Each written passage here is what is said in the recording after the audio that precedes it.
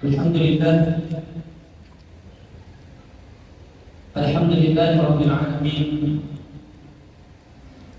Wa sallallahu wa baraka wa an'ama ala Muhammadin wa ala alihi wa ashabihi wa man sara ala nahjihi wa iktafa bi atharihi ila yaumiddin. Qala Allah Ta'ala fil Qur'anil Karim, ya ayyuhalladzina amanu ittaqullaha haqqa tuqatih wa la tamutunna illa wa antum muslimun. Amma ba'd.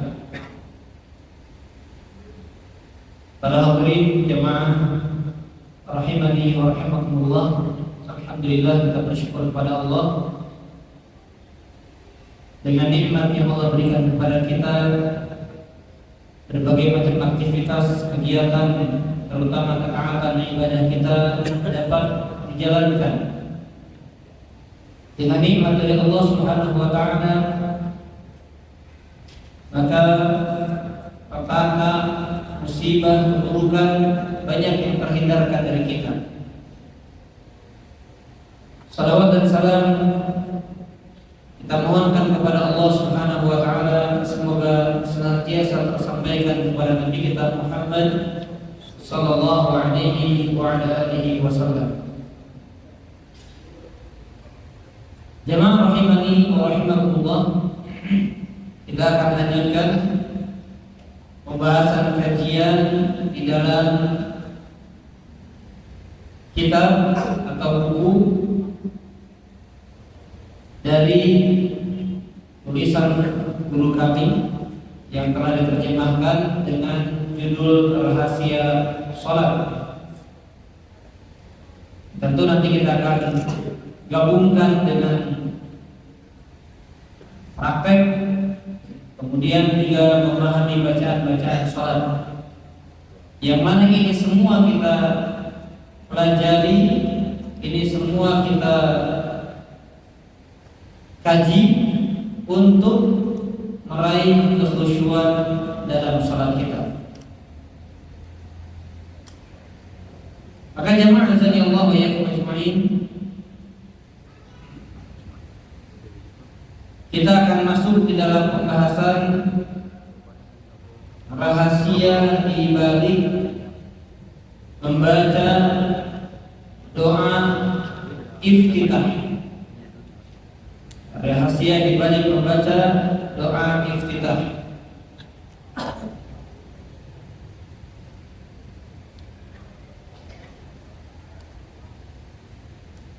Dari Aisyah radhiyallahu anha, ia mengatakan bahwa Rasulullah sallallahu alaihi wasallam memulai salatnya dengan membaca iftitah, ya. Nah, perlu kita garis bawahi bahwasanya iftitah itu modelnya banyak. Iftitah itu modelnya banyak. Ada yang subhanakallahumma wa bihamdika wa tabarakasmuka wa ta'ala jadduka wa la ilaha ghairuka. Ada yang Allahu akbar kabira walhamdulillahi katsira wa subhanallahi bukratan wa asila. Ada kemudian Allahumma ba'id baini wa baina khataayaya kama ba'adta bainal masyriq wal maghrib, dan seterusnya. Ya. Kemudian ada yang wajjahtu wajhiya lilladzi fataras samawati wal ard, dan seterusnya. Jadi banyak model iftitah yang dilandaskan dengan hadis-hadis yang sahih, yang mana hadis-hadis ini menerangkan kepada kita bahwa apapun yang kita baca itu dipersilahkan. Artinya kita diberikan pilihan. Mau baca yang Allahumma ba'id baini, mau baca yang subhanakallahumma, yang Allahu akbar kabira, dibaca. Ya, ini yang pertama. Kemudian yang kedua, jangan pernah punya anggapan, karena sebagian masyarakat punya anggapan yang ya bisa kita katakan terlalu fanatik, yaitu mereka menganggap kalau doa iftitah itu khas golongan masing-masing. Ya, contohnya maaf ya, dari kalangan organisasi ormas, ya misal saya sebutkan saja ya, misalnya biasanya orang NU bacanya apa? Allahu Akbar kabiro ya, kemudian dilanjut dengan wajah tu wajhiya.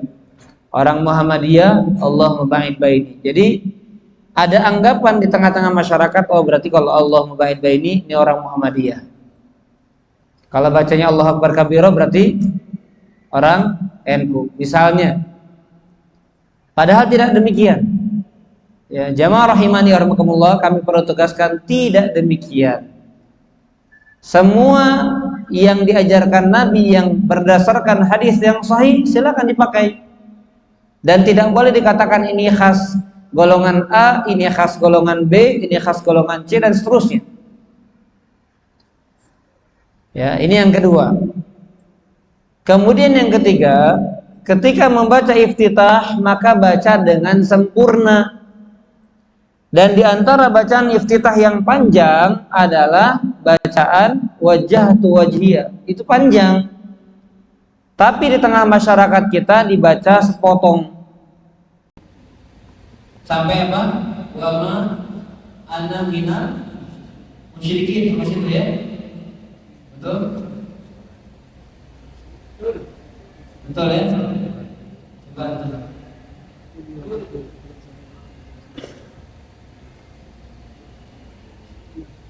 Ya, betul ya. Jadi Allahu Akbar kabira, walhamdulillahi katsira, subhanallah wa wasila. Pakai ini lagi ya. Ini wajah lillahi fatara samawati wal ardh hanifan musliman wa ma ana minal musyrikin. Yaitu bacaannya baru sepotong. Jadi ada bacaan lanjutannya. Ya, di antaranya ada kalimat cukup panjang Pak. Meminta memohon diperbaiki atau diberikan anugerah berupa akhlak yang baik. Seperti misalnya, bukan misalnya, seperti lanjutannya pada kalimat, saya tidak hafal semuanya karena memang saya jarang baca doa ini ya, karena panjang. Ya, ada di dalam lafaz doa istighfar yang awalnya adalah wajah wajhiyah, itu bacaannya di ujungnya ada wahdini li ahsanil akhlaq la yahdi li ahsaniha illa anta wasrif anni sayyi'aha la yasrifu anni sayyi'aha illa anta. Jadi panjang Pak. Dan para hadirin panjang. Tapi di tengah masyarakat kita dibaca digabung dengan hadis lain yang riwayatnya lain, yaitu Allahu Akbar kabir, itu satu hadis yang berbeda. Kemudian ditambah dengan hadis yang berbeda dan itu pun dibaca apa? Sepotong setengah. Ya, maka saya tidak mengatakan batal sholatnya, tetapi ini kurang tepat. Kenapa? Karena pertama menggabungkan dua doa, kemudian satunya dibaca cuma setengah. Maka kalau mau baca Allah Akbar kabiro pendek, Allah Akbar kabiro walhamdulillahi katsira subhanallah bukratan wa asila, cuma segitu. Itu satu hadis. Kemudian kalau mau baca yang berikutnya wajah wajhiyah, itu panjang. Ya, itu mungkin termasuk bacaan iftitah yang terpanjang. Termasuk salah satu bacaan iftitah yang terpanjang. Ya. Nah, kemudian jamaah rahimani wa rahimakumullah taala, berkaitan dengan doa iftitah, para ulama berbeda pendapat apakah hukumnya wajib atau hukumnya sunnah. Tetapi pendapat yang lebih kuat insyaallah taala itu hukumnya sunnah. Artinya kalau seorang membaca di dalam salatnya langsung masuk bacaan Al-Fatihah, tidak membaca iftitah, insyaallah salatnya sah. Karena iftitah masuk dalam bagian sunnah, bukan termasuk dalam bagian wajibatus shalah, kewajiban salat. Baik, kita masuk dalam pembahasan utama kita, yaitu apa? Rahasia di balik membaca bacaan doa iftitah. Nah, di antara bacaan yang dibaca oleh Rasulullah sallallahu alaihi wasallam adalah subhanakallahumma wa bihamdika wa tabarakasmuka wa ta'ala jadduka wa la ilaha ghairuka. Yang artinya maha suci Engkau ya Allah. Segala puji hanya bagimu. Maha suci namamu. Maha tinggi keagunganmu dan tiada ilah yang berhak diibadahi selain Engkau. Nah, maka kata Imam Al-Qayyim rahimahullah, saya bacakan ucapan beliau, saat seorang hamba mengucapkan subhanakallahumma bihamdika, ini salah satu doanya, berarti dia telah mensucikan Allah dari segala aib dan kekurangan. Ia telah memuji Rabb-Nya dengan pujian yang layak baginya. Jadi apapun yang kita ucapkan dalam doa iftitah itu punya kandungan makna yang ada rahasia di balik itu. Tapi inti poinnya apa? Kata beliau, dengan mengatakan demikian berarti ia telah keluar dari kelalaian yang menjadi dinding penghalang antara seorang hamba dengan Rabb-Nya. Jadi kesimpulan rahasia di balik doa iftitah adalah apa? Memulai mengingat Allah dalam sholat kita. Artinya seorang hamba yang tadinya disibukkan dengan berbagai macam kelalaian, kesibukan duniawinya, bisnisnya, urusan rumah tangganya, urusan kantor dan lain sebagainya, maka ketika dia pertama kali mengucapkan doa iftitah sebagai pembuka sholatnya, maka dia telah menghancurkan pembatas antara kelalaian dengan Rabb-Nya yang membatasi dirinya tersebut. Ya, dia singkirkan penghalang yang menghalangi dirinya dengan Allah Subhanahu wa taala. Ini rahasia di balik apa? Iftitah. Dia keluar dari kelalaian. Dia hancurkan dinding yang membatasi, yang menghalangi dirinya dekat dengan Allah Subhanahu wa taala. Kemudian kata Al-Imam Ibnu Qayyim, salam penghormatan dan juga pujian yang ia haturkan kepada Rabb-Nya, itulah ucapan penghormatan yang disampaikan seorang hamba ketika hendak menghadap dan berbicara kepada sang raja. Jadi iftitah itu kan isinya pujian-pujian. Maka sebelum dia membaca Al-Fatihah, sebelum membaca isti'adzah, dia memberikan muqaddimah dulu. Ya, sanjungan, pujian, pengagungan kepada Allah Subhanahu wa taala. Apa tujuannya? Kata Al-Imam Al-Qayyim, tujuannya adalah untuk mengagungkan serta memuliakan Allah dan sebagai pengantar permohonan hajatnya. Ya, kita kalau mengajukan proposal ada muqaddimahnya, Pak, ada pendahuluannya. Nah, itulah yang disebut dengan apa? Iftitah, pembuka. Kita membuka sholat, ya pertama kan mengawal dengan takbiratul ihram yang sudah kita kaji di pertemuan sebelumnya. Kemudian yang kedua membaca iftitah, pembuka. Sebelum dia sampaikan hajat-hajat yang dia mohonkan kepada Allah Subhanahu wa ta'ala. Nah, ini bentuk apa? Bentuk etika dan adab kepada Allah Subhanahu wa ta'ala. Makanya kemudian beliau mengatakan, pujian ini mengandung adab-adab ubudiyah.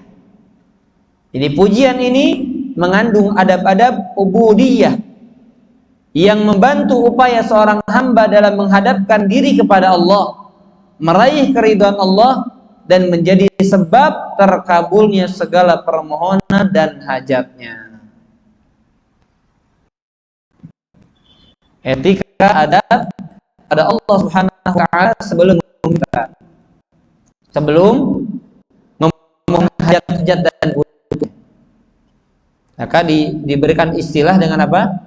Iftitah, yang artinya pembuka. Makanya dengan adanya ini tadi menghilangkan dinding pembatas yang membatasi antara dirinya dengan Allah, kemudian juga mengeluarkan dia dari kelalaian yang tadinya sibuk lalai, kemudian dia mulai merenungi, menghayati apa yang dia baca surat Al-Fatihah, sebelum dia baca surat Al-Fatihah dan lain sebagainya, maka diawali dengan sanjungan, pujian, pengagungan kepada Allah Subhanahu wa taala.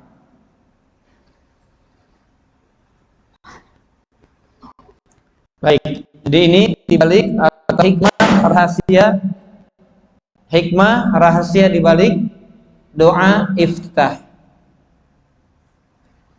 Walaupun tadi ya kembali ke hukum asalnya, maka doa iftitah itu hukumnya sunnah. Tetapi kalau kita mengambil sikap berhati-hati, maka hendaknya kita tidak meninggalkannya. Ada ulama juga yang berpendapat bahwasanya iftitah hukumnya wajib, ya, seperti apa yang dipilih oleh Syekh Abu Malik Hamal di dalam kitabnya Sahih Fiqh Sunnah. Beliau lebih condong kepada pendapat wajib. Makanya ketika beliau menjelaskan wajibatus shalah, kewajiban salat, di antara poin yang beliau tulis, yang beliau cantumkan adalah doa iftitah. Ya, berarti beliau berpedoman kepada ulama, kepada mazhab yang meyakini iftitah itu adalah wajib. Kalau kami menyampaikan lebih condong pada pendapat yang sunnah, tetapi lebih baik berhati-hati. Tetap baca, jangan ditinggalkan. Ya, kalau kita nggak mau yang panjang, ya silakan tinggal yang pendek, ya. Banyak yang pendek. Allah berkabiro, tadi subhanakallah wa bihamdika wa tabarakasmuka wa ta'ala jadduka wa la ilaha ghairuka, pendek. Baik. Kemudian yang berikutnya, rahasia di balik isti'adah. Jadi pertama kita takbiratul ihram, Allahu akbar, kemudian membaca doa istiftah, kemudian membaca isti'adah.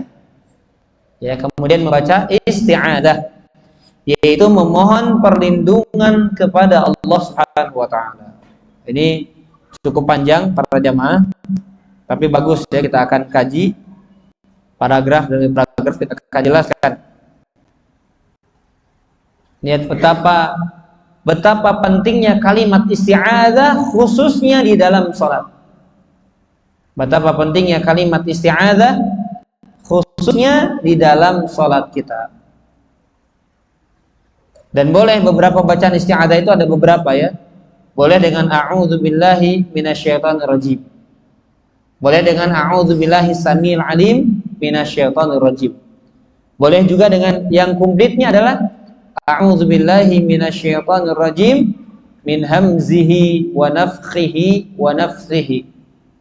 Nah, ini komplit. A'udzubillahi minasyaitonir rajim min hamzihi wa nafthihi wa nafthihi. Baik, apa yang ada, ya, apa rahasia yang ada di balik bacaan isti'adzah, memohon perlindungan kepada Allah Subhanahu wa taala ketika seorang melaksanakan salat setelah membaca takbiratul ihram, kemudian membaca iftitah, maka kemudian dia membaca isti'adzah. Sebelum membaca Al-Qur'an, surat Al-Fatihah dan surah yang lainnya di dalam salat, seorang hamba terlebih dahulu membaca isti'adzah. Artinya apa? Memohon perlindungan kepada Allah. Ya, baik. Sebelum dilanjutkan, apa hukum membaca isti'adzah dalam salat? Apa hukum membaca isti'adzah dalam salat? Sunnah, mubah, atau wajib? Apa hukumnya? Memang sekarang tidak dibahas di sini, ya. Tapi saya singgung sedikit berbicara tentang fikihnya. Kalau ini kan rahasia-rahasianya. Nah, kalau berbicara fikihnya, apa hukumnya? Wajib, sunnah, atau bebas-bebas saja? Hah? Sunnah. Baik, ya. Yang kuat adalah sunnah. Yang lebih kuat hukumnya adalah sunnah. Walaupun tidak kita pungkiri, sebagian ulama mengatakan wajib, berdasarkan firman Allah, fa idza qara'tal qur'ana fasta'idz billahi minasyaitonir rajim. Dan ayat ini berlaku di dalam salat ataupun di luar salat. Fa idza qara'tal qur'an, apabila kamu hendak membaca Al-Qur'an, lihat kalimatnya, fasta'idz, maka mohonlah perlindungan billahi, kepada Allah, minasyaitonir rajim, dari godaan syaitan yang terkutuk. Maka kata para ulama, kalimat fasta'idz ini menunjukkan fi'il amr, kata perintah. Dan hukum asal, al-aslu fil amr lil wujub. Kembali kepada kaidah asal, hukum asal dalam perintah menunjukkan wajib. Tetapi sebagian ulama yang kemudian mengatakan oh tidak wajib. Kenapa? Karena memang dalam hadis tentang al-musi fi sholatihi, orang yang salah dalam salatnya, Nabi tidak menegur, tidak mengkritik, tidak mengkomplain orang ini untuk diperintahkan membaca isti'adzah. Yang mana berarti sebagian ulama mengatakan berarti keluar dari hukum asalnya. Lihat, hukum asal dari perintah adalah wajib. Tetapi Nabi tidak menegur orang yang salah dalam sholatnya kemudian akan ulangi sholat. Dan di dalam hadis itu tidak ada perintah baca isti'adzah. Kalau enggak kamu batal sholatnya. Kalau enggak kamu tidak sah sholatnya. Nah, maka kata para ulama berarti di sini menunjukkan keluar dari hukum asalnya. Yang asalnya wajib, maka kemudian berpindah kepada sunnah. Tetapi tentunya ya, semakin sempurna kita kerjakan rukun, kita kerjakan syarat, kita kerjakan wajib, kita kerjakan sunnah-sunnah sholat, maka semakin sempurna pahala sholat yang kita kerjakan. Maka jangan hukumnya sunnah kemudian menjadi alasan kita meninggalkannya. Kan sunnah, dan biar cepat langsung bismillahirrahmanirrahim, alhamdulillahirabbil alamin, kemudian selesai waladhdallin amin, kemudian ruku. Kenapa? Karena surat setelah Al-Fatihah juga sunnah. Ya, jangan karena sunnah kemudian menjadi alasan kita meninggalkannya. Justru karena kita mengerjakannya, justru karena itu sunnah, maka itu menjadi alasan kita mengerjakan. Baik, keadaan hamba ketika memohon perlindungan kepada Allah.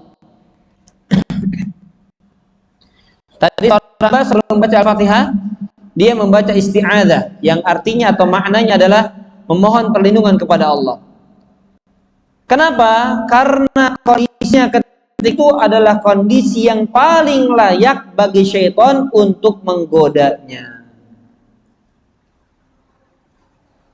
Mengingat kedudukan hamba itu merupakan kedudukan paling mulia dan paling memberi manfaat baginya di dunia dan di akhirat. Perhatikan ikhwani fiddin, azani Allah wa iyyakum ajma'in. Salat yang dikerjakan seorang hamba adalah kondisi di mana seorang hamba paling dekat dengan Allah. Paling dekat lagi kapan? Saat sujud. Tetapi secara umum adalah ketika dia sedang sholat. Makanya tidak sedikit ulama mengatakan as-shalah bainallah wa bainallah baina 'abdi. Salat itu adalah silah. Kayak kita silaturahim. Artinya apa? Menyambung. Maka salat itu adalah amalan yang menghubungkan hamba dengan Allah. Salat itu adalah amalan yang menghubungkan, menyambungkan antara hamba dengan Allah Subhanahu wa ta'ala. Maka kondisinya adalah kondisi yang paling mulia, yang agung. Maka saat itu para hadirin, saat itu syaitan merasa paling layak hamba itu digodanya justru saat sholat. Jadi jangan pernah punya anggapan para hadirin, orang kalau sholat oh berarti lepas dari godaan syaitan. Kata siapa? Justru syaitan itu mengatur dia ketika seorang manusia itu dalam posisi dia sedang khusyuk-khusyuknya. Kalau sedang kerja, Pak, sedang sibuk urusan kantor, bahkan mungkin syaitan bisa saja meninggalkan kita. Paham maksudnya? Kenapa? Nggak usah digoda tergoda dia, sudah tergoda dengan dunia. Ngapain saya goda dia, terlena kok dengan dunia? Ngapain harus saya sibuk-sibuk lagi, bisikin dan lain sebagainya? Ya paling tinggal dipanasin aja Pak. Ibarat motor Pak, tinggal dipanasin aja dulu. Ya dia sudah terlena, sudah cinta, sudah bergantung kepada kehidupan dunia, syaitan tinggal terusin, lanjut, gas. Itu cuma gitu Pak. Tapi kalau dalam sholat, maka syaitan itu lebih semangat menggoda manusia. Karena kedudukan hamba saat itu adalah kedudukan yang paling mulia. Kemudian kata beliau, dan kedudukan hamba ketika sholat adalah kedudukan yang paling memberi manfaat baginya di dunia dan di akhirat. Berarti bisa kita garis bawahi para hadirin, bahwa sholat itu manfaatnya, keuntungannya akan didapatkan di dunia dan di akhirat. Sholat itu akan mendapatkan, akan menghasilkan, akan memberikan keberuntungan kepada seorang hamba, bukan saja di akhirat tetapi juga di dunia. Makanya kalau seorang hamba, na'udzubillah min dzalik, semoga Allah jauhkan kita, jauhkan keluarga kita, jauhkan orang-orang sekitar kita. Ketika seorang hamba berani mengabaikan sholat karena dunianya, ini hamba yang sudah terlanjur jauh dari Allah. Kalau seorang hamba berani meninggalkan sholat karena urusan dunia, bisa jadi dia sudah menuhankan dunianya. Karena hakikat wujud penghambaan seorang hamba kepada Allah itu saat sholat. Saat sholat. Walaupun kan bentuk ketaatan, bentuk ibadah, bentuk penghambaan dalam ibadah lain banyak, tetapi sungguh-sungguh benar-benar penghambaan diri seorang hamba kepada Allah adalah ketika sholatnya. Maka syaitan benar-benar menggoda manusia, biar bagaimana salah dalam gerakannya, hilang khusyunya dan lain sebagainya. Ya, nanti ada hal yang disinggung oleh Al-Imam Al-Qayyim dalam kalimat ini. Nah, saya dapat faedah, masya Allah ini bagus ya, dari Ustaz Nuzul hafizahullah ta'ala, yang dikaitkan dengan sholat. Bagus kalimat-kalimat beliau ini, banyak yang menyentuh hati. Berkaitan hubungan antara sholat dengan dunia, hubungan antara sholat dengan harta kita. Ya maksudnya bukan ada kaitan, bukan, tetapi kita kaitkan bagaimana sikap kita terhadap sholat, bagaimana sikap kita terhadap harta. Ya, beliau mengutip sebuah hadis Rasulullah SAW tentang apa tanda harta itu diberkahi. Maka tanda harta diberkahi itu adalah ketika kita mendapatkannya dan hati kita merasa biasa-biasa saja, tidak berambisi. Loh, ini berat jemaah. Kita kalau nyari harta gimana? Nyari berambisi, dapatnya luar biasa. Maka tanda harta diberkahi ketika kita dapat harta biasa aja. Ya bukan berarti nggak boleh senang Pak, bukan. Bukan berarti nggak boleh bahagia, tapi biasa saja. Contohnya, beliau memberikan sebuah gambaran kepada kita. Misalnya, ada adzan berkumandang, bahkan mungkin iqamat segera sampai dikumandangkan dan ditegakkan salat dengan adanya iqamah itu. Maka ketika misalnya, ya bagus permisalannya masya Allah, ketika ada temannya, fulan sebentar jangan salat dulu, sebentar ada urusan penting nih. Ada apa? Ada proyek nih, kita udah pasti goal 500 juta. Kemudian si fulannya mengatakan, ya kirain apa? Paham maksudnya? Kirain urusan apa? Ternyata duit 500 juta doang. Paham maksudnya? Coba kalau kita Pak, 5 juta, bentar. Ya, misalnya seperti itu Pak. Jadi dia menganggap sholat lebih penting dibandingkan walaupun 500, walaupun 1 M, sekian M, 10 M, 100 M dan seterusnya. Ya, makanya lihat pikiran kita terhadap dunia, ketika kita sudah mulai bergantung kepada dunia dan hati kita sudah condong kepada dunia, ketika sholat pun dunia terbawa dalam sholat kita. Nah, ini bagaimana kita akan mendapatkan keberuntungan dari sholat yang kita kerjakan kalau dunia masih terbawa dalam sholat kita. Makanya ada sebuah perkataan ya, Masya Allah, ini menegur kita semuanya. Bagaimana tidak kita dikatakan orang yang lalai?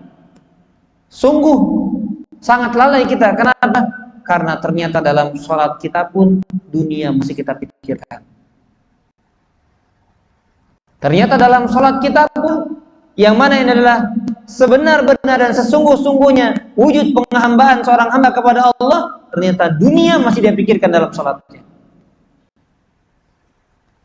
Ya. Nggak mungkin, Pak. Nggak mungkin orang itu khusyuk dalam sholatnya kalau dunia sudah masuk dalam hatinya. Nggak mungkin. Saya banyak baca dalam buku-buku yang berkaitan dengan kiat khusyuk dalam sholat. Di antara poin yang terdepan yang dicatat oleh para ulama adalah menghilangkan kecintaan dia kepada dunia. Karena tidak mungkin bersatu antara hati yang khusyuk kepada Allah, hati yang khusyuk dalam ibadah, dengan cintanya kepada dunia. Nggak mungkin bersatu. Wallah, uqsim billah, saya berani bersumpah karena Allah, saya berani bersumpah atas nama Allah, nggak mungkin bersatu antara hati yang khusyuk dengan hati yang cinta condong kepada dunia. Nggak mungkin. Makanya lihat gambaran para salafun saleh, orang-orang yang telah mendahului kita dari kalangan orang-orang soleh, Rasulullah alaihi salatu wassalam, para sahabat radhiyallahu anhum ajma'in wa ardhahum. Gimana kondisi mereka dengan dunia dan bagaimana sikap mereka dengan sholatnya? Antum baca, antum harus baca kisah-kisah para sahabat menyikapi ketika adzan berkumandang, ketika qomat didendangkan, ketika sholat akan ditegakkan. Baca coba, banyak ya sekarang, banyak artikel, banyak di YouTube. Mereka benar-benar, Pak, yang ini jauh dari saya, jauh dari kita. Wallahi jauh dari saya, jauh dari kita. Jauh dari mayoritas kita. Itu apa? Mereka benar-benar menjadikan dunia itu, mereka kaya, Pak. Bukan mereka yang miskin, kita bicara yang kayanya, yang mereka memang punya dunia. Tetapi mereka hanya menggenggam dunia benar-benar di tangannya, tidak mereka biarkan masuk ke dalam hatinya. Maka ketika mereka diajak untuk sholat, diajak untuk beribadah, ditinggalkan itu, Pak. Ditinggalkan itu dunia. Kenapa? Karena dia pegang di tangannya. Ibarat kita lepaskan, ya sudah, ini hati saya terpaut dengan sholat. Tetapi kalau sudah dunia itu sudah merasuk ke dalam hati, ya berat.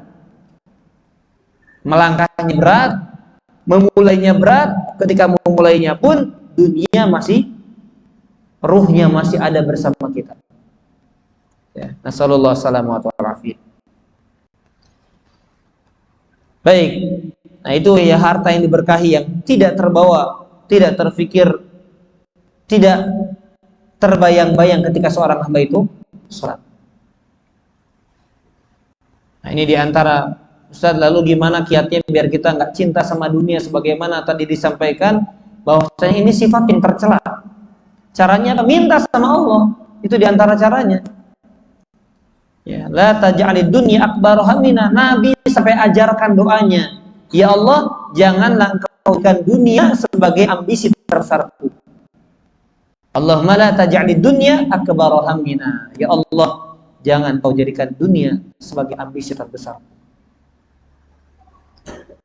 Nah, sudahkah kita memperbanyak doa tersebut? Ataukah kita biarkan diri kita ini terlena dengan dunia, terperosok dalam jurang yang menipu daya kehidupan akhirat dan kehidupan kekal kita? Nah, silakan ditanyakan dan dihayati oleh diri kita masing-masing.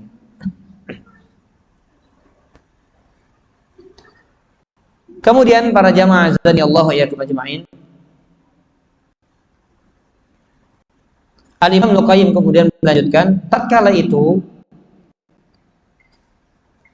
syaitan akan lebih bersemangat untuk memalingkan seorang hamba dari munajatnya kepada Rabb-nya. Syaitan akan lebih bersemangat untuk memalingkan seorang hamba dari munajatnya kepada Rabb-nya. Tatkala apa? Tatkala sholat. Musuh ini berusaha memutuskan kekhusyuan anggota badan dan hatinya. Jadi bukan sekadar dilalaikan hatinya, tapi dilalaikan juga anggota badannya. Makanya tidak sedikit orang lupa berapa jumlah rokaatnya. Lupa udah rokaat keberapa, sujudnya sudah 2 kali atau baru sekali. Ya, tidak sedikit, tidak jarang. Karena dilalaikan oleh syaitan, musuh yang nyata bagi manusia. Yang dilalaikan adalah fisiknya, badannya, dan juga hatinya. Jika syaitan gagal memutuskan dan merusak sholat seorang dengan cara mengacaukan gerakan sholatnya dengan anggota badannya, jadi artinya gini, artinya jumlah rakaatnya sudah benar, cara ruku sujudnya sudah benar, secara fisik sudah benar, secara zahir sudah benar, maka syaitan akan berusaha memutuskan dan merusak kekhusyuan hatinya dengan bisikan-bisikan yang dapat memalingkan hati dari Allah Subhanahu wa ta'ala. Syaitan gak mampu memalingkan fisik dan hatinya, syaitan coba memalingkan fisiknya. Gak bisa fisiknya, digoda apanya? Hatinya. Makanya Nabi SAW mengatakan apa? Inna syaitana yajri min ibni Adam majrodam. Sesungguhnya, ini hadisnya, sesungguhnya syaitan itu mengalir di dalam edaran darah tubuh manusia. Yang mengalir bersama aliran darah manusia. Makanya syaitan itu tidak kabur, Pak. Tidak menjauh, hanya saja syaitan dibatasi, dihalangi ketika kita memohon perlindungan kepada Allah, ketika kita mengingat Allah. Ingat dengan firman Allah Subhanahu wa ta'ala di dalam surat An-Nas. Kalau kita buka tafsiran surat An-Nas, ketika Allah Subhanahu wa ta'ala menjelaskan kepada kita alladzi yuwaswisu fi sudurin nas. Dia syaitan yang membisikkan ke dalam dada-dada manusia. Minal jinnati wan nas, dari kalangan jin dan manusia. Di ayat sebelumnya, ya, min syarril waswasil khannas, dari godaan keburukan al-khannas. Jadi dia syaitan bersembunyi. Kapan dia bersembunyi? Syaitan itu bersembunyi ketika manusia mengingat Allah. Ketika menyebut Allah, hatinya mengingat Allah, bersembunyi. Dia tidak diberi keleluasaan menggoda manusia. Tetapi ketika manusia lupa dengan Allah, ketika manusia lalai dari Allah, maka saat itu leluasa untuk menggoda manusia. Nah, makanya ketika sholat kita mengupayakan khusyuk, yaitu apa? Yaitu untuk menghilangkan, untuk melawan godaan syaitan. Tapi kalau kita nggak perjuangkan itu, ya sudah, berarti kita terperdaya, kita terlena, kita terombang-ambing dengan godaan syaitan. Ingat dengan ini, ingat dengan itu. Yang lupa malah ingat. Ya, memikirkan apa yang tidak sebelumnya dipikirkan. Lebih dalam apa yang sebelumnya dipikirkan. Begitu syaitan. Ya. Maka syaitan lebih bersemangat, ingat ini kalimatnya, lebih bersemangat untuk memalingkan seorang hamba ketika kita dalam sholat. Ya, kemudian beliau mengatakan agar hamba tersebut tidak dapat memenuhi kewajiban ubudiyahnya di hadapan Rabb-nya, juga agar hatinya tak dapat menghayati dan memahami ayat-ayat Allah yang menjadi akar kehidupan hati serta pangkal kenikmatan dan keberuntungannya. Ayo, sudah waktu Isya ya. Jadi sebelum ditutup para jemaah, ruhnya salat ada pada kekhusyuan. Ruhnya salat ada pada seorang itu memahami dan menghayati apa yang dia baca dan dia gerakan dari fisiknya. Berarti kalau hilang ruhnya, seperti seorang hamba yang mati tanpa ada ruh. Apa manfaatnya? Nggak bisa apa-apa.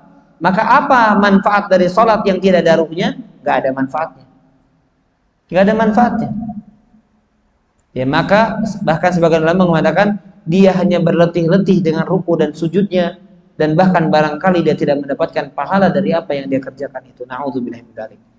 Ya, tentu kita bukan memvonis di sini, bukan ya, tetapi agar bagaimana kita terus memperbaiki salat-salat yang kita kerjakan. Wallahu a'lam bishawab. Insyaallah kita akan lanjutkan setelah Isya.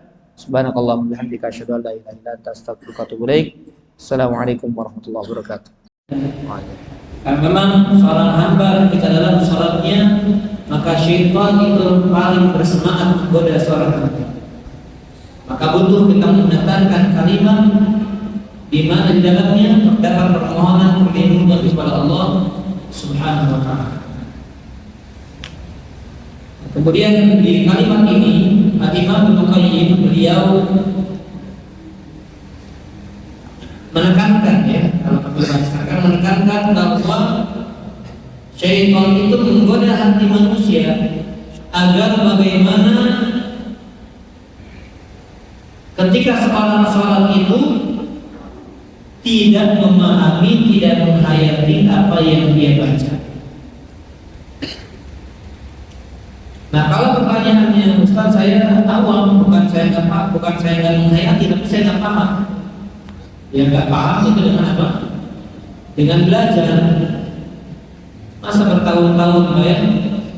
Bertahun-tahun, bahkan belasan tahun, bahkan puluhan tahun sholat, masa nggak mau dipelajari?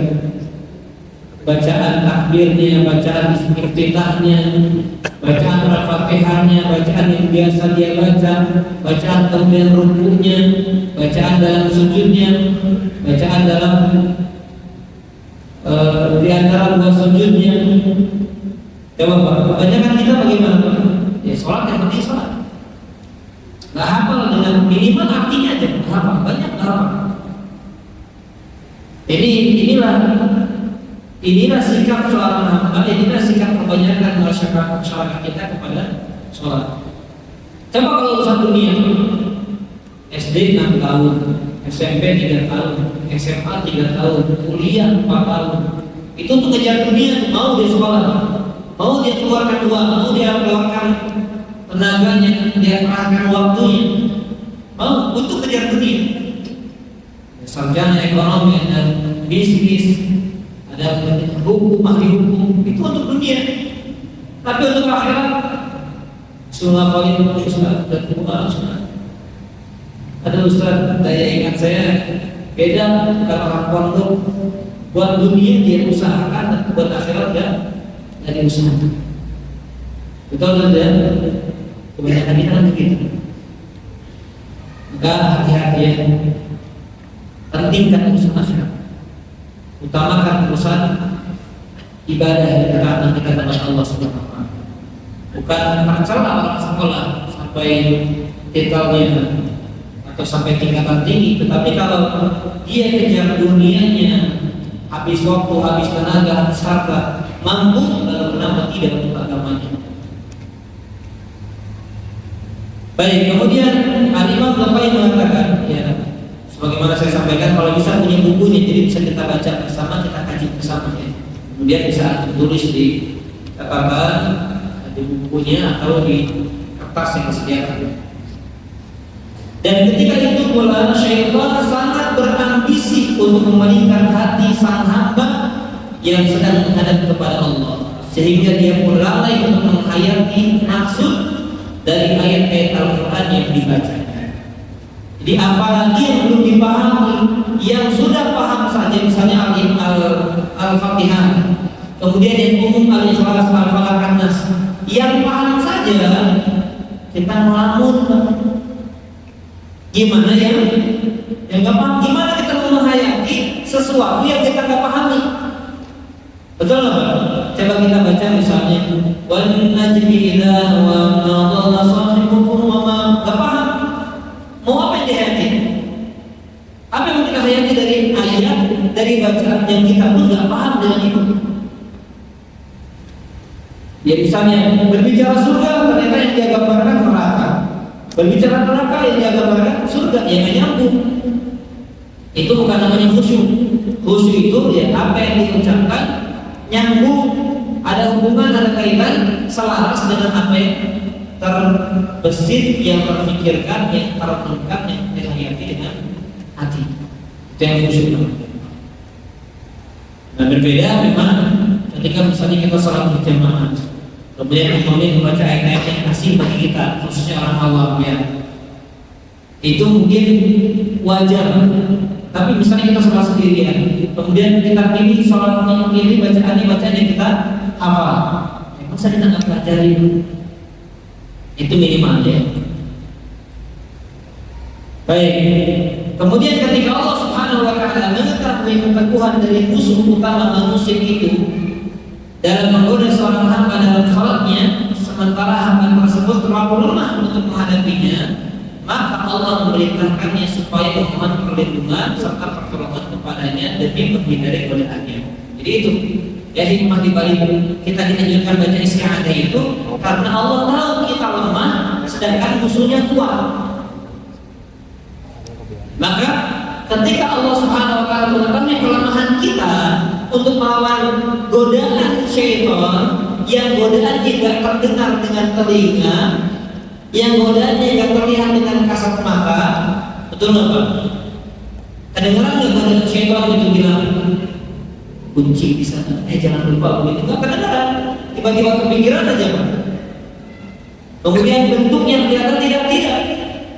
Makanya manusia lemah untuk menebak apa yang godaan syaitan ini. Maka dari itu Allah perintahkan, Nabi SAW perintahkan manusia ketika sholatnya meminta perlindungan kepada Allah. Kenapa?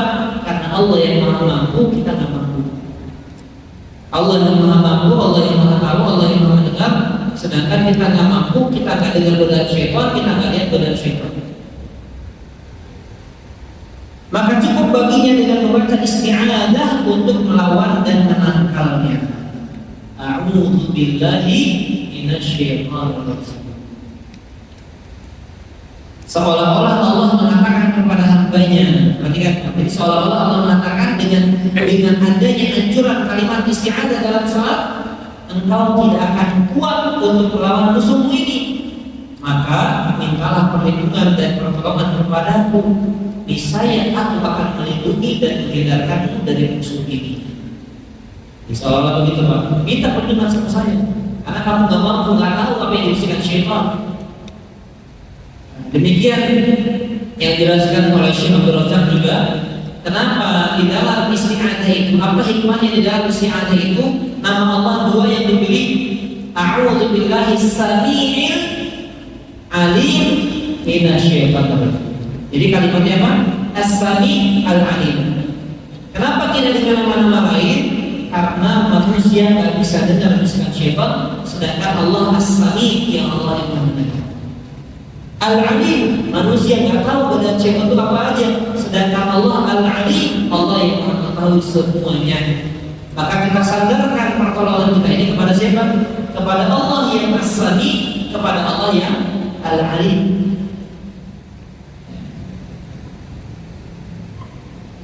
Benarlah apa yang dikatakan oleh Syekhul Islam Ibnu Taimiyah rahimahullah, tatkala dia berkata, apabila kamu diserang oleh anjing, ini perumpamaan yang dikatakan oleh Syekhul Islam Ibnu Taimiyah. Kalau kita sudah diserang anjing, penjaga hewan ternak, jadi anjing penjaga yang menjaga hewan ternak, ini anjing yang dibolehkan karena memang untuk menjaga hewan ternak. Maka jangan sibuk melawan dan menghalaunya. Menghalau siapa maksudnya? Anjingnya. Lebih baik engkau minta bantuan si penggembala ternak, niscaya dia akan dengan mudah menghindarkanmu dari ini. Jadi kita minta tolong kepada pemilik anjingnya, tolong jangan kita sibuk lari segala, padahal si pemilik anjingnya tahu, dogi udah dia balik. atau dengan suara-suara lah. Itu ayam ya, bebas ya, bisa diganti ya. Sudah balik. Jadi kita minta perlindungan kepada pemilik gembala ini, kepada pemilik anjingnya. Nggak usah sibuk dengan kita melawan anjing, menghalau anjing. Nah kita apa? Sudah aja kita minta sama Allah, nggak usah sibuk gimana? Minta sama Allah karena kita nggak tahu, karena kita nggak sadar, karena kita nggak dengar secara langsung apa aja yang dibisikkan syaitan itu. Maka kita minta sama Allah. A'udzu billahi minasyaitonir rajim. Jika manusia meminta perlindungan kepada Allah yang Maha Agung dari godaan syaitan yang terkutuk, niscaya syaitan akan menjauh darinya, sehingga hatinya dapat terus memahami makna-makna bacaan Al-Quran. Maka saya tegaskan, baca isti'adzah dengan khusyuk. Jangan seolah-olah basa-basi yang penting dibaca. Makanya ketika kita baca isti'adzah basa-basi nggak khusyuk, maka nggak ada manfaatnya. Betul nggak Pak? Kita udah baca a'udzubillahi minasyaitonir rajim tapi tetap digoda. Kenapa? Karena saat baca a'udzubillahi minasyaitonir rajim aja kita nggak khusyuk, nggak benar-benar menggantungkan permohonan perlindungan kita kepada Allah. Allahu Akbar, Allahu Akbar, subhanallah, Allahu Akbar, ini wajah dan seterusnya. Kemudian kita baca a'udzubillahi minasyaitonir rajim.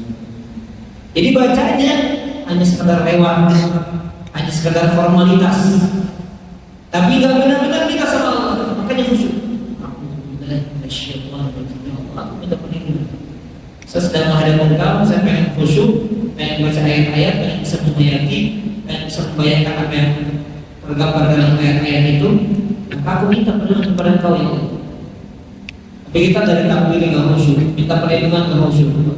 Udah selesai apa kayaknya khusyuk, rukunya khusyuk dan seterusnya.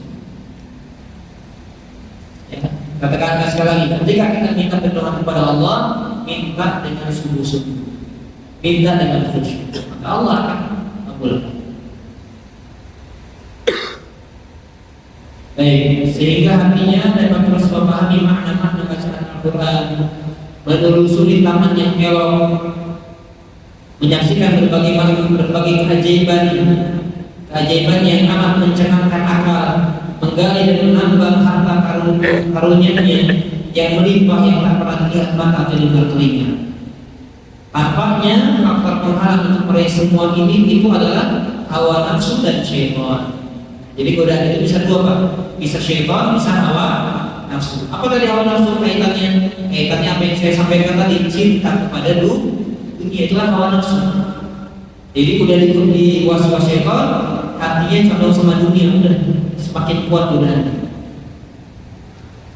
Hawa nafsu manusia cenderung mendengarkan dan merespon bisikan syaitan. Ketika syaitan dijauhkan dan diusir dari dalam jiwanya, malaikat akan mendekati jiwanya dan melumpuhkannya, lalu mengingatkan kepada jiwa tersebut segala hal yang membawa kepada kebahagiaan dan keselamatan. Jadi kalau syaitan menjauh, maka malaikatlah yang mendekat, yang melumpuhkan, yang mengingatkan suara hamba kepada kebaikan. Baik, jadi kita pada malam hari ini kita membahas 2 poin rahasia di balik iftitah dan rahasia di balik isti'adzah. Baik, sebagai tambahan poin para jemaah rahimani wa rahimakumullah, isti'adzah menurut sebagian para ulama dibaca setiap rakaat. Isti'adzah menurut sebagian para ulama dibaca setiap rakaat. Jadi artinya bukan di awal salat saja, melainkan di rakaat kedua pun dia baca. Rakaat ketiga sebelum baca Al-Fatihah baca lagi. Rakaat keempat baca lagi. Ya, ini menurut sebagian para ulama. Tapi kalau mencukupkan diri dengan bacaan di rakaat pertama saja, maka insya Allah cukup. Karena ulama yang berdalil dengan bahwasanya cukup dengan 1 kali isti'adzah di rakaat pertama. Kenapa? Karena sholat itu 1 rangkaian. 1 rangkaian, maka cukup di awal sudah mewakili untuk rakaat berikutnya. Adapun ulama yang beralasan kenapa baca setiap rakaat, karena kita baca isti'adzah untuk baca Al-Fatihah, untuk baca surat setelahnya, kemudian terputus dengan apa? Dengan ruku, dengan sujud, dengan duduk, sujud lagi, kemudian kita bangkit. Maka ketika kita akan baca ayat Al-Quran, baca lagi isti'adzah. Bisa dipahami ya? Jadi intinya anjuran baca isti'adzah, tapi cara memahaminya berbeda. Itulah yang disebut dengan beda mazhab, beda pola pikirnya, beda cara memahami dalilnya. Dalilnya satu, tapi dipahaminya berbeda. Makanya kenapa kita harus lapang dada? Kenapa? Karena dalilnya bisa jadi sama, cuma cara memahaminya berbeda. Selama tidak keluar dari syariat, maka boleh silahkan dipilih. Mau yang satu kali, mau yang tiap rakaat silahkan. Gak usah diributkan. Baik,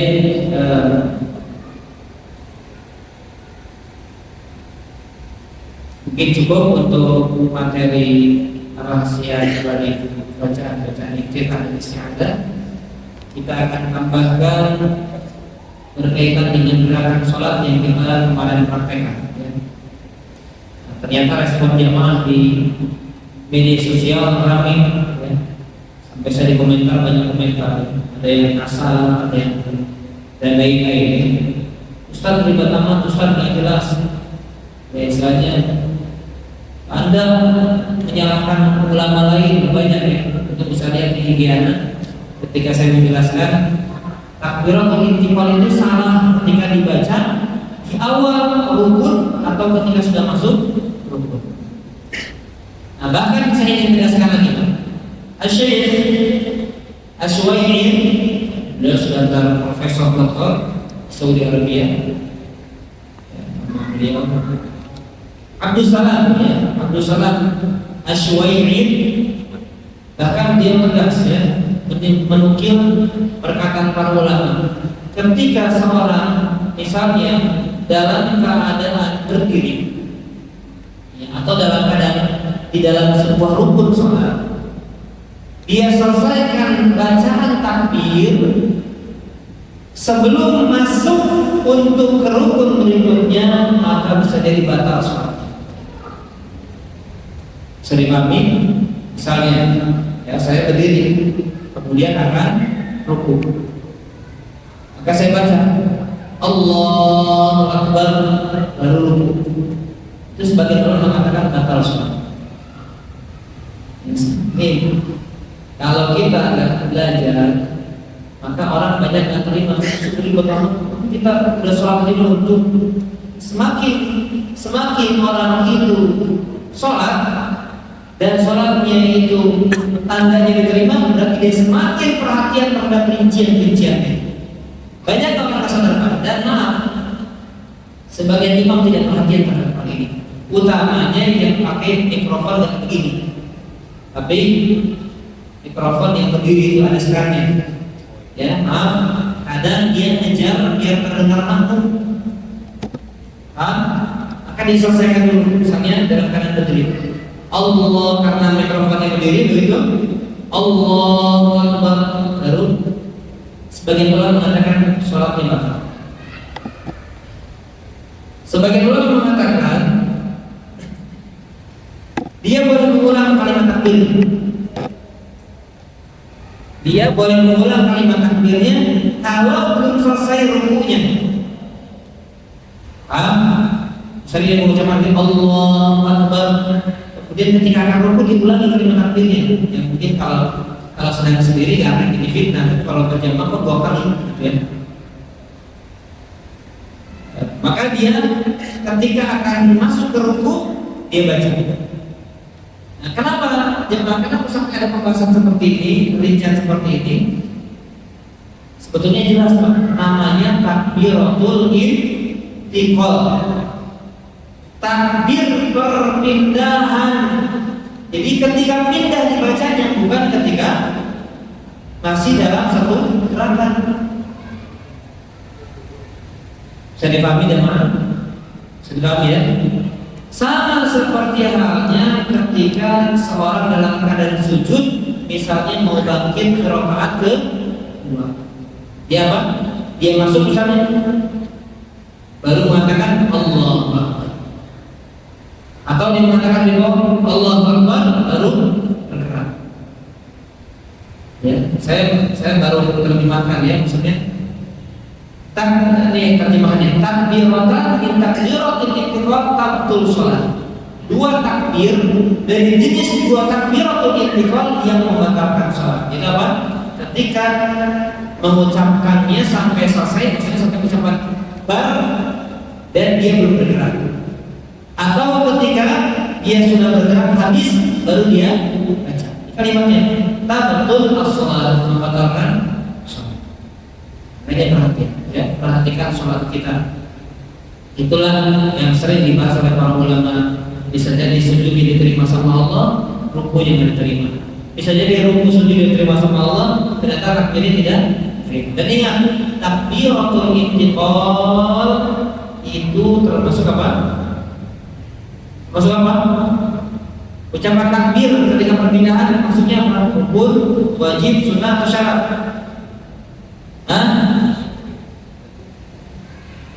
Mereka berdasarkan dalam sholat mereka.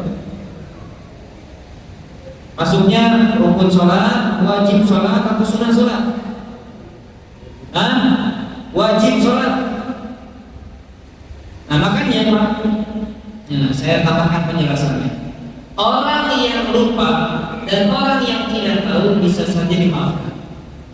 Orang yang lupa dan orang tidak tahu bisa saja dimaafkan. Tapi kalau orang yang tahu hukumnya, tahu ilmunya, maka batal sholat.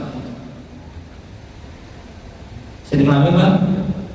Ya, beliau kemudian mengatakan kalau kewajiban sholat lupa, bahkan dia melakukan sujud samping. Saya tadi dia sudah tahu, sekarang kita sudah tahu dan lupa, maka dia sujud samping. Kenapa? Karena dia meninggalkan salah satu wajib sholat. Paham? Bahkan dia meninggalkan salah satu wajib sholat. Apa wajib sholat? Takbiratul intiqal. Bisa dipahami teman-teman? Ini ingat, ini bukan ucapan saya.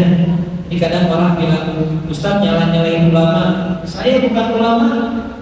Dikatakan alim juga masih jauh. Saya hanya menukil perkataan ulama. Ulama pun menukil perkataan ulama sebelumnya. Dan itu ada di kitab-kitab madhab, baik Syafi'i atau Hanbali atau Hanafi atau Maliki ada. Dan ketika kita menyampaikan ini bukan berarti kita menghakimi orang ini nggak sah salatnya, nggak sah sholat batal, nggak punya pahala di hadapan Allah, bukan. Ya, ada orang ngajak diskusi tapi baper gitu. Itulah kalau orang nggak luas ilmunya, yang kurang bimbing, maka baperan. Tapi kalau sudah terbiasa dengan apa namanya perbedaan pendapat para ulama, kita baca Imam Syafi'i ternyata berbeda dengan muridnya Imam Ahmad, Imam Ahmad berbeda dengan guru Imam Syafi'i, berbeda dengan kakek gurunya Imam Malik. Biasa dalam bidang fikih. Tapi kita melakukan ini apa? Kehati-hatian. Ya, kehati-hatian. Jadi gerak takbiratul intiqal, Allah gitu kan? Allahu Akbar atau Allahu Akbar. Amin. Tak begitu. Allahu Akbar. Salam.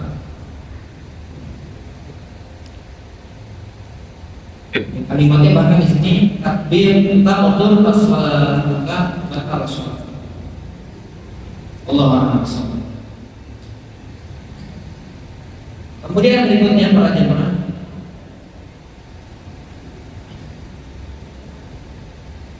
ada poin tambahannya karena mungkin ini akan dipotong ya. Karena di sana ada pertanyaan, Ustaz, gimana kalau posisinya makmum nggak melihat gerakan sholat imam? Betul? Betul ya? Gimana kalau posisinya makmum nggak melihat gerakan imam? Maka saya jawab, makmum itu tidak dituntut apa yang dia nggak bisa pantau. Makmum tidak dituntut apa yang dia nggak bisa apa? Pantau. Sekarang ada orang misalnya jumatan di alim PB kan biasa suka membergam sampai keluar. Untung ada speaker. Dia tapi lihatnya gerakan sholat imamnya. Dia hanya bisa berpatokan pada apa? Suara speaker. Apakah dituntut melihat? Dia nggak bisa. Maka siapa yang melihat, yang bisa melihat mungkin salah satu, mungkin salah dua dan tiga yang masih bisa melihat. Nah berarti yang berikutnya mengikuti apa yang di saat pertama di samping depannya. Contoh lainnya, Pak. Contoh lainnya. Kenapa kita tidak sekedar berpatokan pada suara imam saja dan harus berpatokan juga dengan gerakan? Contohnya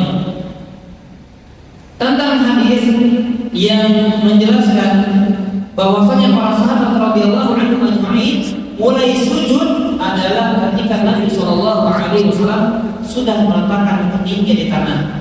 Jadi misalnya saya berdiri begini, Pak. Allahu akbar. Sambil lihat. Allahu akbar, nempel. Pas nempel, makmum baru bergerak. Ini ada hadisnya. Pas imam nempel keningnya bukan pas selesai barnya, apalagi baru mulai Allahnya kita udah gerak. Jadi nanti balapan imamnya ternyata jadi cangkeng, kalau gini, makmumnya juga gini berhenti. Berapa ya kalau gitu? Jadi apa? Entar gitu ya, mandat gitu. Jadi kita lihat imamnya nempel keningnya, baru kita bergerak turun. Ingat, baru mulai bergerak turun ketika imamnya sudah menempelkan keningnya. Yang terjadi kebanyakan di tengah kita bagaimana, Pak? Imam Allah apa ikut turun. Walaupun tidak mendahului, tetapi yang tepat ketika sujud, ini khusus ketika sujud. Dari berdiri ketika sujud, maka makmum dia mulai bergerak untuk apa namanya? Bahasanya merunduk. Untuk sujud adalah ketika imam sudah meletakkan kakinya di tanah atau di sajadah. Ya. Nah berarti apa dia? Berarti makmum para sahabat pun berpatokan melihat apa? Imam. Makanya para jamaah tambahan lagi. Maka dari itu boleh bagi seorang makmum memastikan gerakan imam ketika qala sujud. Ketika imam itu panjang sujudnya ketika sholat. Misalnya imamnya panjang, ternyata dia sedang doa, takut dia anggapnya meninggal 14. Maka makmum boleh ketika sujud misalnya diangkat kepala, pastikan boleh. Jadi di antara perkara yang dibolehkan dalam sholat, makmum mengangkat kepala ketika ada hajat kok tumben lama. Kalau imamnya biasa lama, kemudian dia kesal diangkat, ya beda lagi ceritanya, niatnya juga beda. Niatnya karena kesal, dia ditoel sama si imamnya lama dulu. Misalnya itu beda ceritanya, beda niatnya. Tapi kalau untuk memastikan, ditakut al-imam memastikan kondisi imam, maka boleh. Seorang makmum dia akan misalnya ketika sujud dia lihat imam, oh tetap sujud balik lagi, boleh. Tidak membatalkan sholat. Itu kalau dibutuhkan. Tapi kalau misalnya biasa balapan sama imam, dibalik. Biasa balapan sama imam baru Allahu Akbar, dia udah tegak duluan, imamnya pelan. Itu banyak ya, anak-anak kita juga masih banyak seperti itu. Baik, bisa dipahami ya? Allahu a'lam bishawab. Silakan kalau ada pertanyaan. Mau pertanyaan, mau diskusi, dia nggak buka pintu debat, tapi kalau diskusi silakan. Kalau saya siap berdiskusi, apa namanya, mau minta penjelasan, mau minta arahan, silakan. Ya, makanya saya di kolom komentar saya selalu balas, karena mungkin nggak puas dengan bahasanya. Saya bilang saya isi di alumni PB, kalau nggak puas silakan bisa jelaskan. Terima, alhamdulillah. Ketika nggak terima ya udah kita pulang masing-masing. Salaman udah baik, silakan kita terima apa-apa. Yang penting jangan jadi bermusuh.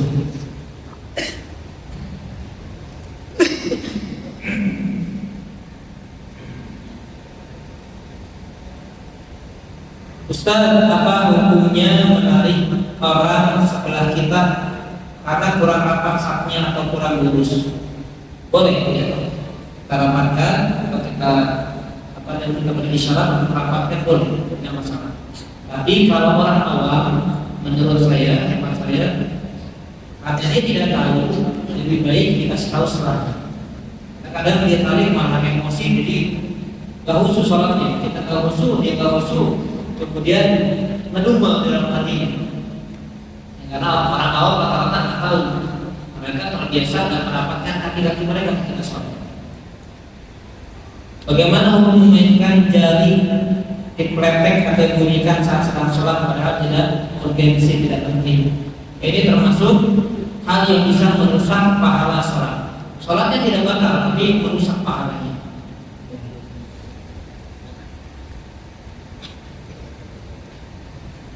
Semuanya batal.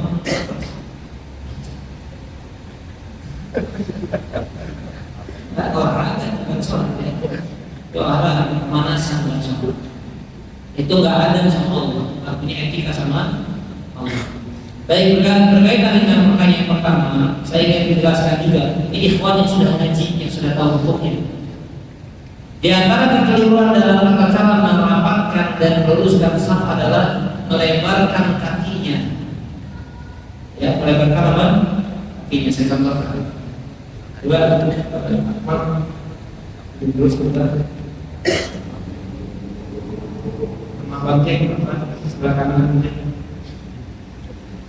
Ini cara merapatkan, ya. Di sini Pak.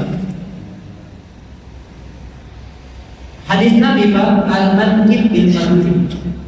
Pundak dengan pundak. Ya. Pundak kita bisa melawan apa? Enggak, pundak sudah segitu. Kalau disebutkan mungkin bisa begitu. Tapi kan nggak bisa kita lebarkan, nggak bisa.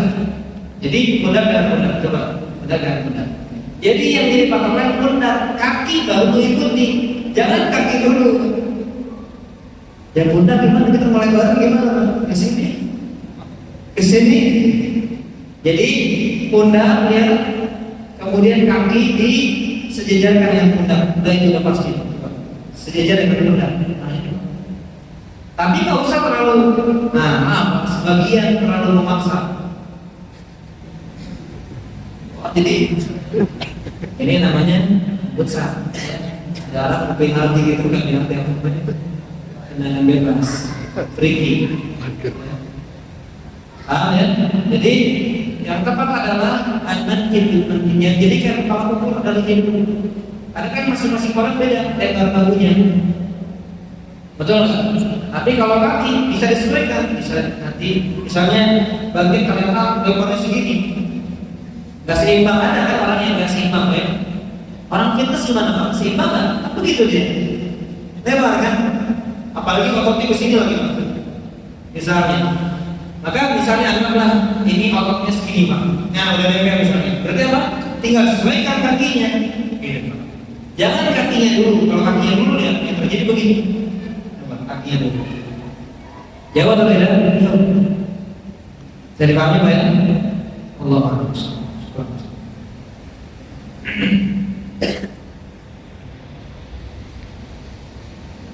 Ada pun orang yang menolak apa namanya, nggak usah apa ya, nggak usah ditempelkan risi, itu udah nggak usah dibuka ruang diskusi kalau bagi mereka. Ya kalau yang terima maka kita jelaskan yang tepat seperti ini. Kalau udah nggak terima kita mau menyampaikan kepada orang yang sudah menolak. Repot urusannya. Ya kita segera sampaikan, nolak ya sudah. Urusan dia dengan siapa?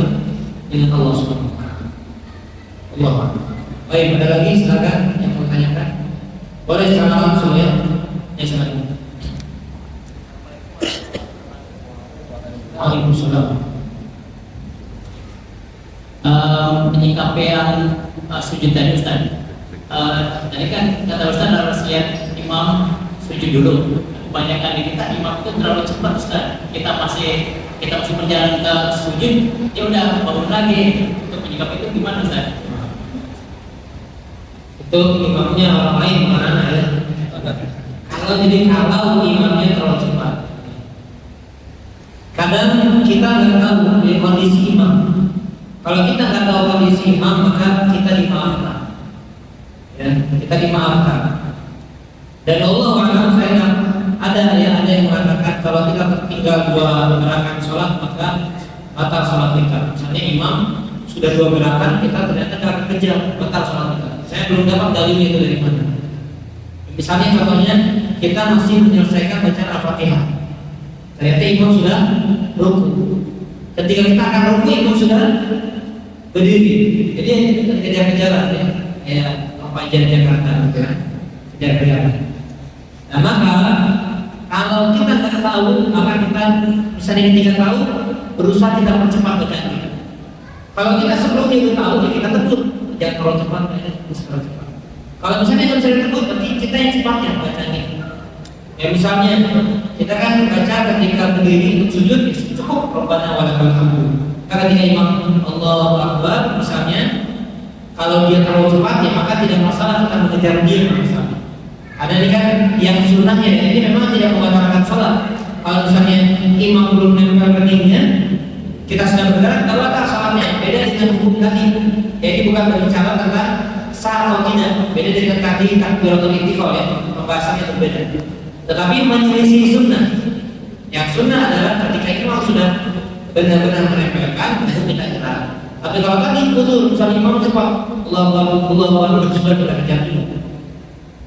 Nah kalau dia tidak tumanina, sudah kita lepas diri, nggak masalah kita batalkan. Kenapa? Karena kalau tidak tumanina, kita pun batal sholatnya. Ya, contohnya sholat yang 7 menit itu 21 rakaat. Udah kita keluar aja. Ngapain kita lanjutin? Karena tidak tumanina. Allahu Akbar. Oh ya, ada lagi yang ditanyakan?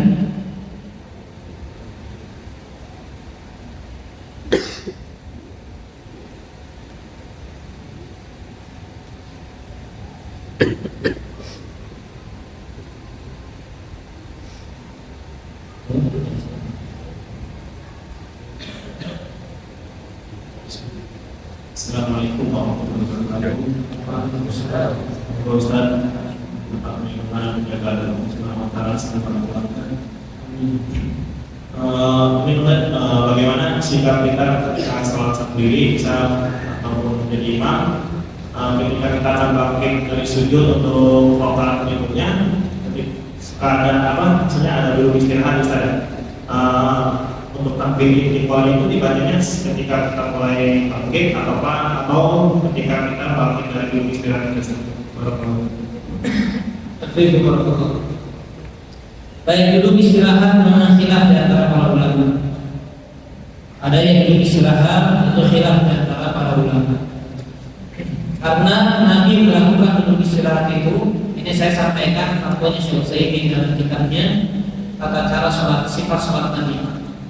Beliau menjelaskan Nabi SAW melakukan duduk istirahat ketika beliau umurnya sudah mulai menua. Dia sudah mulai, bukan lama ya, sudah mulai menua.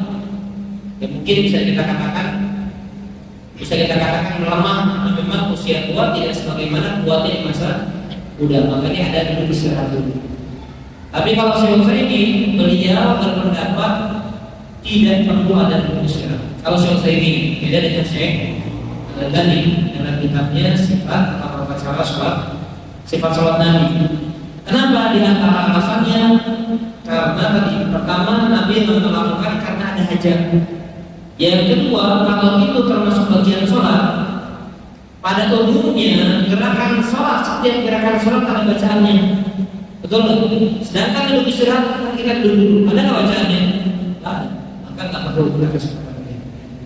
Nah, kalau misalnya kita mengambil pendapat yang dilakukan karena Rasul pun melakukan itu, apapun alasannya, tapi karena Rasul melakukan itu dan hadisnya sahih, maka Allah Taala boleh kita menyebutkan atau mengucapkan takbiratul intiqal adalah sambil, karena kan duduk sebentar sambil, jadi sambil bangkit Allahu Akbar sambil, atau ketika kita duduk dan akan bangkit, yang penting sudah bergerak pindah. Intinya begitu, sudah bergerak pindah, kita sudah bangkit dan sebelum berdiri dulu sebentar. Antara itu, berarti ketika duduk itu boleh. Allahu Akbar. Baik, ada lagi yang tanyakan? Terima. Nanti kitab yang akan kita kaji juga yang bersama dengan kitab rahasia sholat adalah ada kitab karya muridnya Syekh Al-Albani, namanya masih hidup sekarang beliau. Namanya Syekh Masyhur Al-Salman. Dia tinggal di Yordania juga. Yang adalah salah seorang murid Syekh Al-Albani. Ada kitab namanya beliau karya adalah Al-Qaulul Mubin fi Akhta'il Musallin. penjelasan perkataan yang jelas dalam pembahasan kesalahan-kesalahan yang dilakukan orang sholat. Yang pertama sudah kami baca, di antaranya adalah menggunakan pakaian yang ketat atau pakaian yang transparan. Makanya saya ingin sampaikan pada jemaah mulai malam ini, saya ingin sampaikan ya, kalau pakai baju, misalnya kita pakai celana, minimal pakai kurta, minimal pakai kurta yang panjang menutup sampai di bagian pantat kita, bagian kumpul kita tertutup. Itu minimalnya kalau kita pakai celana. Ya, syukur-syukur pakai jubah. Nah, baiknya pakai apa? Ya, pakai jubah, pakai gamis atau pakai sarung. Itu lebih baik. Karena kalau pakai celana kemudian celananya agak ketat, beliau mengatakan menyalahi dari dua sisi, dari sisi kesehatan, dari sisi kesehatan juga dokter tidak menyarankan namanya ketat, dari sisi syariat juga. Itu di antaranya. Nanti kita akan kaji termasuk terbuka obrolan karena sebagian orang yang saya pernah bukan sengaja lihat, tidak sengaja lihat, maaf ya, belahan bulunya sampai kelihatan ketika sholat. Ya, karena dia pakai mungkin maaf ya, mungkin gemuk, kemudian dia pakai di bawah, kemudian sholat dan kaosnya itu apa disebutnya? Jaki sebab ya, kaosnya itu pendek, maka terangkat ketika sujud, maka terlihat auratnya. Ini bisa batal sholatnya. Kenapa? Karena panjang tidaknya. Dan dia nggak sadar itu bisa batal sholat. Banyak yang keluhan. Karena kan yang sering kita kaji wajib sholat, sunnah sholat, rukun sholat, apalagi syarat sholat yang dibolehkan dalam sholat. Tapi yang salah dalam sholat banyak orang nggak kaji. Gak banyak yang tidak disadari dalam sholatnya, ternyata banyak perkara yang salah yang bisa merusak pahala atau bahkan menggugurkan, membatalkan sholat. Jangan kemudian kita berasa kalau saya tahu lebih banyak tahu gitu. Kita belajar untuk kemudian kita mohon kepada Allah untuk bisa diterapkan. Baik, ada yang tanyakan? Tidak ada? Ya kita cukupkan kalau tidak ada yang ditanyakan. Semoga bisa dipahami dengan jelas dan menjadi bermanfaat, kemudian bisa kita praktikkan dalam amal sholat kita, dalam sholat kita dan dalam menerapkan kita kepada Allah Subhanahu Wa Taala. Amin ya rabbal alamin. Subhanallah wa bihamdika, asyhadu an la ilaha illa anta, astaghfiruka wa atubu ilaik. Wa sallallahu ala nabiyyina Muhammadin wa ala alihi wa sahbihi wasallam. Wassalamualaikum warahmatullahi wabarakatuh.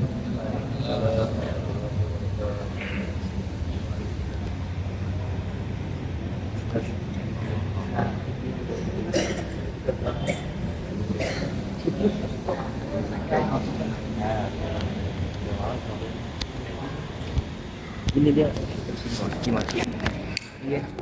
biasa sedikit. Oh iya.